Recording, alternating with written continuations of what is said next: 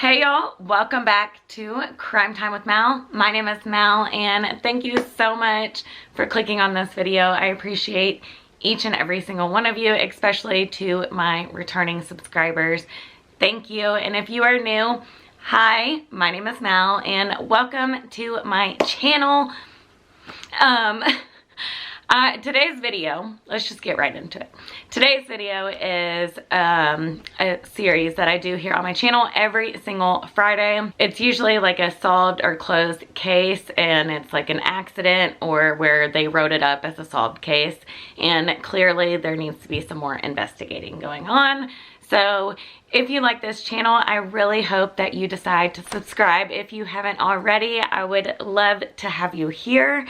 And don't forget to give this video a thumbs up. It helps out my channel, but it also helps spread the word to this case, because I promise y'all are gonna want the word spread. This needs to be reopened. Today's video is about Lauren Agee. She is 21 years old from Tennessee, and she went on a weekend trip to a WakeFest one weekend in July 2015, and they found her a couple days later in a cove and wrote it up as blunt force trauma to the head and possible drowning. And you guys, the evidence, in my opinion, does not look like that could be it. And also, please be kind down in the comments. Viewer discretion is definitely advised, and I mean, we're gonna be talking about true crime and murder and stuff. So happy Friday. It is March and it is my birthday month, crown, and I'm just kidding, but it is my birthday month and I cannot believe I'll be 34, you guys. Lauren was born August 19th, 1993, a little Leo baby. My son's birthday is the 20th of August, so strong, independent, stubborn. That's Leo's. But she lived in Mississippi and her parents divorced. Her mom met a new guy. They got married, and the three kids, including Lauren and her mom, Sherry, and stepdad, Michael, they all moved to Henderson, Tennessee. So Lauren was a little bit of sugar and a little bit of spice. This girl was feisty. She lit up a room wherever she went. She was absolutely stunning, and you know, all the girls wanted to be friends with her. All the guys wanted to be around her. She just had fun wherever she went. And Lauren loved to dance. I love to dance too, so I feel her on that. So now this family is living in Tennessee. Lauren has a boyfriend who they believe is the one. He's just a great guy, and everything seems to be going great. Lauren's 21 and she is now a sophomore in college, and it's summertime. It's July 2015 and she wants to go have fun. So she approaches her mom and asks her if she could go to this WakeFest that's in Smithville, Tennessee, about 2 hours away from Nashville. And what it is it's a competition, a wakeboard professional competition that a bunch of boats just gather on the lake and, you know, tie up in a line and watch these professional wakeboarders. And then at night they all, you know, drink and party and have a blast. Honestly, it sounds like a complete blast. And they all camp out there, get cabins, and hang out on houseboats and stuff. So her mom asked her, you know, where they'd be staying and who she's going with. She said that she'd be staying in a cabin there and that she was going with her friend Hannah. Now, her mom was kind of hesitant on this because she wasn't Hannah's biggest fan, I guess you could say. She said that she was kind of a party animal, not a very good influence, and she was one of those friends that, and I've had plenty of these, but she was one of those friends that once a guy was in her life, she would drop Lauren, and she'd be busy and would drop Lauren, not have anything to do with her, but then she was bored and she would be single, and that's when Hannah would insert herself back into Lauren's life. So her mom just felt like Hannah wasn't a very good friend. Lauren's mom agrees and she hugs Lauren goodbye and tells her to be safe and I love you, and I couldn't imagine what Lauren's mom must have felt. So my heart goes out to this family. I just want to go ahead and say that real quick. They all head to Center Hill Lake, and when they get there, Lauren sees a friend from high school she knows, Cassie, and she's hanging out with her. Cassie says, you know, Lauren's having a blast. She's just drinking and having fun and, you know, doing what 21-year-olds do, what they should do. Be a kid, have fun, living the life. Shortly after that, Hannah's boyfriend, Aaron, comes, and along with Aaron, he brings his friend, Christopher. So when they show up, these boys are thrill seekers. They're there to have a good time. They're daredevils. There's a cliff over there that's 90 feet high on one side and then 45 feet high on the other side. There's a lot of rock down below, but there was a bunch of kids and Aaron and Christopher jumping off the cliff, and they were talking Lauren into jumping off. You know, she's got liquid courage, so she goes, jumps off the cliff. Lauren actually hit her head on one of the rocks, and you know, they said that Lauren was fine, and they actually went to the bar at the marina later on that night, and there's pictures of Lauren smiling and stuff, and she looks perfectly fine. After they leave the bar at the marina, plans change on their sleeping arrangements. Instead of staying at a cabin, they decide to stay on the cliff. And you guys, this cliff, remember how tall I said it was? They only have room for one tent, so Hannah and her boyfriend are sleeping in the tent, and Chris and Lauren, who, mind you, Lauren doesn't know, are sleeping in this hammock, and half of it is hanging off of this cliff. Lauren doesn't want to sleep there, and she's having reservations, but she, you know, ends up sleeping there. She actually asked Cassie, the friend from high school that she ran into, if she could sleep with her in like the place that she is sleeping at with her friends. But Cassie, you know, said that there was unfortunately no room for her to sleep, and that was the last she saw of Lauren. In order to get up this cliff, there is a rope, tiny rope, like this big, that you grab onto, and it's tied to different trees. So there's rope, tree, tied, rope, tree, tied. You'll get it? Okay. So you are climbing up 90 feet, and you get to the top, and there's like, you're just right there on a cliff where they go to the bathroom. They're holding on a tree, and if you look down, just don't look down. That's all I gotta say, just don't look down. Like, I am not comfortable with that, and I'm not even scared of heights really, but I am definitely not comfortable with that, let alone drinking all night, and then they didn't even get there until 2:30 in the morning. It's dark, and I'm drunk. Like, so the next morning arrives, and Lauren is nowhere to be found. Her clothes, her phone, her shoes, everything is there at the site underneath her hammock, but Lauren is gone. And there's this detective there from another county, like a police officer there from another county, Chris Yarchuk, and he remembers seeing Lauren there. He was like security at the event that night, that weekend, and he remembers Lauren, he remembers her friends. So that Lauren was very, very outgoing, and her friends were kind of more on the reserve side compared to Lauren. And he did see the four of them take off in the canoe around 2:30 in the morning, headed to the cliff. Where did she go in that night? There's two ways off this cliff. One way is down the ropes, down the 90 feet drop, and the other way is diving off the 45-foot cliff that has like a landing and then another landing and then a bunch of rocks. So you got to make sure that you're not diving off into darkness. I mean, you can't see out there, it's pitch black. And allegedly Hannah and everybody else, you know, when they realized this, they didn't even report her missing.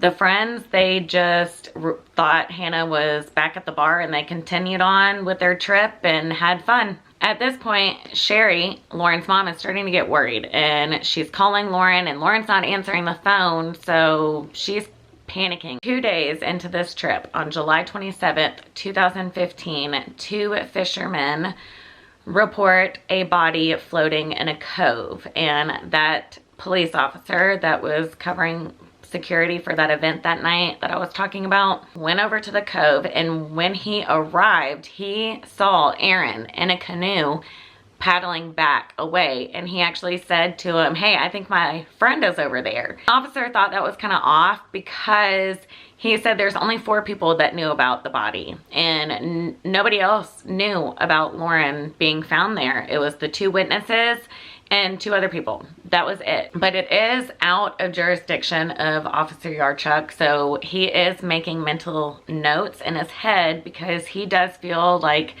this is odd, and he thinks it's going to be a crime scene. So he's preparing himself mentally to recite to the, officers what is going on. And when the officers arrive at DeKalb County, he mentions to them, hey, you need to do an R-word test kit on her. He notices the back of her head is really bloody. She's got a lot of scratches on her back, like 2 spots on the back of her, like where her shoulder blades would be. The top of her feet are messed up.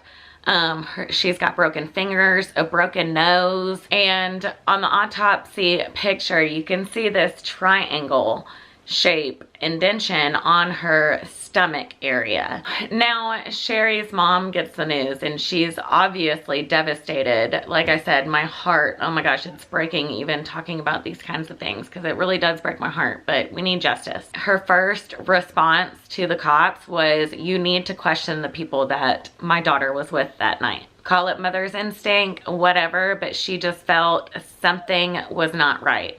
And they were all 3 brought in for questioning, but they were all 3 released. It was written up as a possible drowning and blunt force trauma to the head, and case was closed. Oh, also, she had like a bite mark on her chest. No R-word test was done.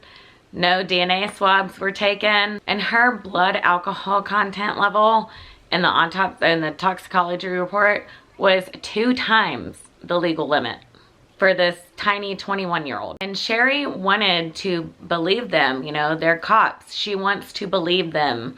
But deep down in her gut, she knew it was not right. And also, the detective, the officer that was at the event, he felt that something wasn't right either. She's floating face up, and he said if it was a drowning, people sink when they drown because, usually their lungs get full of water and they sink. After that weekend, the guys that partied that weekend with Lauren and Hannah posted on social media, best weekend ever.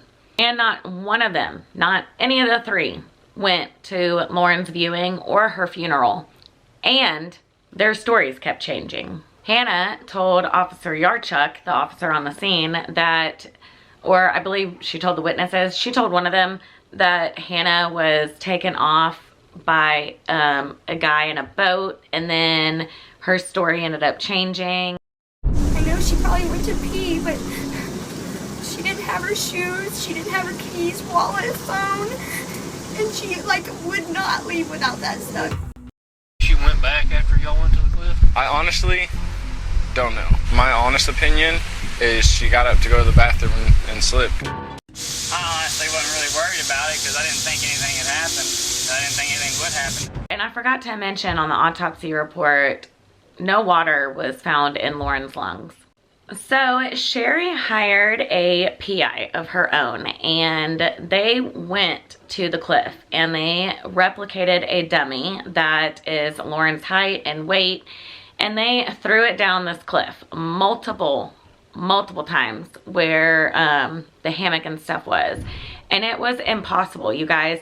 It's in the woods on the side of a cliff. There are trees and branches and all kind of stuff, and she would just have gotten caught. And if she wasn't caught on the trees itself, she would have rolled to a landing. So then what? She roll off the landing onto another landing and then into the water.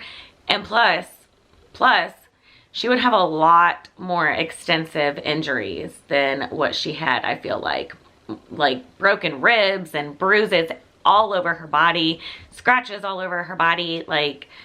I feel like it would be a lot more damaged. Also, that triangle that was in an autopsy picture, Detective Yarchuk also thinks that that is from the bow of a canoe. It does look like, the top of a canoe.